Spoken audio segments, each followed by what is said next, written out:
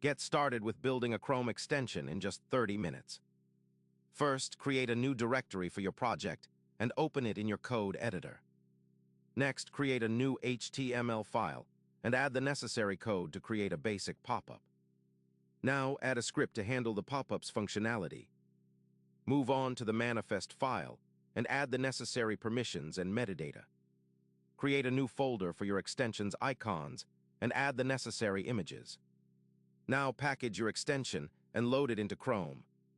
Test your extension and make any necessary adjustments. That's it, you've successfully built a Chrome extension in 30 minutes. Customize your extension further with more features and options.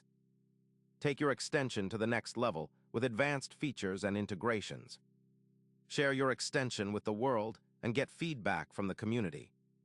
Remember, building a Chrome extension is just the beginning. With the skills you've learned here, you can create even more amazing extensions. Thanks for watching. Subscribe for more tech tutorials and coding guides.